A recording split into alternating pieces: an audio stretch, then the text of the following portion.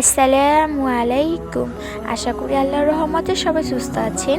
আজকে আমরা জানবো ও বুঝতে চেষ্টা করব কবর আযাব সম্পর্কে।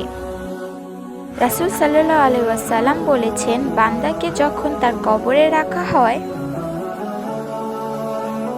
এবং তাকে রেখে তার সাথীরা ফিরে চলে যায়, ততটুক মাত্র দূর চেয়ে তখনও সে তাদের জুতার শব্দ শুনতে পায়।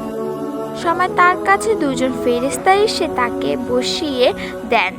তারা প্রশ্ন করেন, রাসূল সাল্লাল্লাহু আলাইহি সাল্লামের প্রতি ইঙ্গিত করে ওই ব্যক্তি সম্পর্কে তোমার আকীকা কি?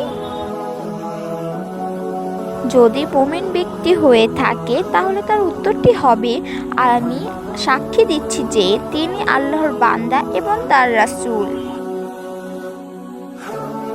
তখন তাকে বলা হবে, জাহান্নামের অবস্থানের জায়গাটি দেখে নাও, যার পরবর্তী আল্লাহ সুবহানাহু তাআলা তোমার জন্য জান্নাতে একটি স্থান নির্ধারণ করেছেন।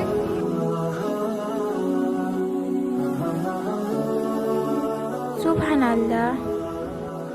এই প্রসঙ্গে নবী সাল্লাল্লাহু আলাইহি ওয়াসাল্লাম বলেছেন, তখন সে দুইটি স্থান একই সময় দেখতে পারবে।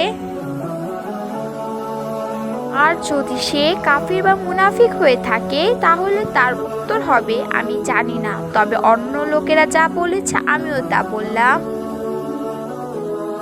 তখন তাকে বলা হবে, তুমি নিজেও তো জানি ওলামদের অনুগমনের করনি। এরপর তারা দুই কানের মধ্যবর্তী স্থানে লোহার মুন্সে দিয়ে এমন জোরে আঘাত করা হবে যাতে সে চিৎকার করে উঠবে। মানব ও জিন ব্যতীত তার পাশে সকলেই তা শুনতে পারবে। কিছুদিনের মধ্যে এই ভিডিওর পরের পার্টও আসবে।